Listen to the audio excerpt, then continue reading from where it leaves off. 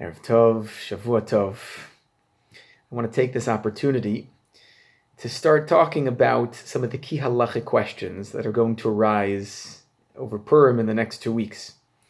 Purim is unique this year for two reasons. One, it falls out on a Thursday night Friday here in Ra'anana, but in Yerushalayim it's going to be a 3-day Purim, a Purim Mishulash, and this raises some interesting questions.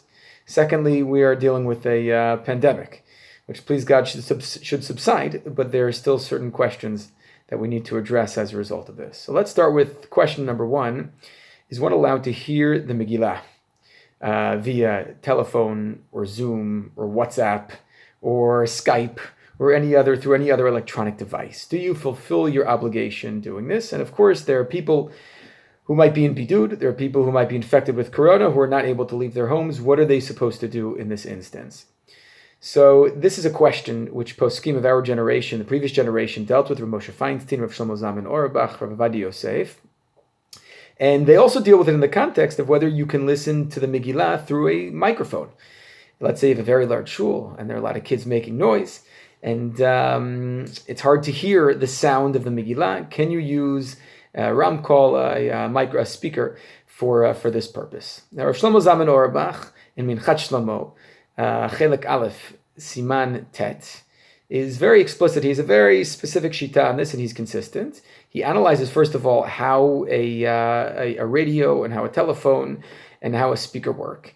And he says that based on the science and the mechanics, when you transmit something through a speaker or the phone, what happens is that your sound, the voice that you create, is actually transmitted into electrical signals, which is then transmitted to the other end and reinterpreted as voice, and that's what the person hears on the other end. In other words, Rav Shlomo Zalman Auerbach paskins that because when you read the Megillah through the phone, the other person is not hearing your voice, they're hearing an electronically transformed version of your voice. Therefore, they do not fulfill their obligation to read Megillah. This has far-reaching implications for Rav Shlomo Zalman Auerbach. He says if you have ozniot, if you have a hearing device that enables you to hear, you also would not fulfill Mikra Megillah or Shofar for that matter. It also means that a person, if you're listening to Kaddish or the Yud Gimel Midot, one may not respond to this if you're listening online or on YouTube or on phone. You don't respond to these things because it would be an Amen Yitoma or Amen Levatala. You'd be wasting an Amen on something that you don't have an obligation and you're not capable of responding to. So these are some of the implications. Now, Rav Moshe Feinstein has a different view on this, and he has a fascinating tshuva in the Chelek Bet of Orach Chaim, Siman Kufchet, where he entertains the view of Rav Shlomo Zalman, but then he says, but wait a second, the truth is that for the listener, from the perspective of the subjective listener, I hear the Megillah, it sounds like the Megillah, it's happening simultaneously, and therefore he says, Meikar Hadin, the truth is that that if you hear the Megillah through the phone or the TV, and it's live, it's happening simultaneous, then you do fulfill your obligation. He doesn't love this idea. He doesn't permit it, without, he permits it very cautiously in specific circumstances. And Halakha l'maaseh is that we follow Rav Shlomo Zalman Auerbach. We don't use speaker phones. We don't use loudspeakers. We don't do the Megillah through phone or through live feed on YouTube. However, bishat atchak, in unusual circumstances, extenuating circumstances like this year, one can indeed listen to the Megillah through Zoom if they need to.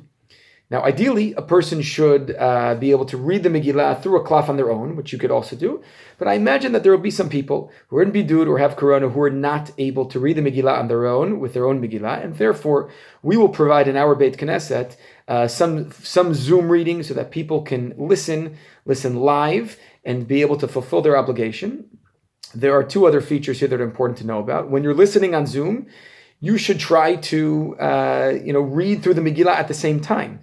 Okay, that enhances the fulfillment of the obligation. Again, this is only for people who cannot make it to shul for whatever reason. Finally, Sfaradim also Follow Rav Yosef Paskins like Rav Shlomo Zalman Auerbach, that you're not allowed to listen to the Megillah via Zoom or any other electronic devices. A person would have to listen, live in order to fulfill their obligation. So please God, no one will be in bidud, no one will have corona. We will all be able to be in the Beit Knesset or outside the Beit Knesset or in some park minyan to listen to the Megillah properly this year. But if somebody needs it, we will surely provide it in our community.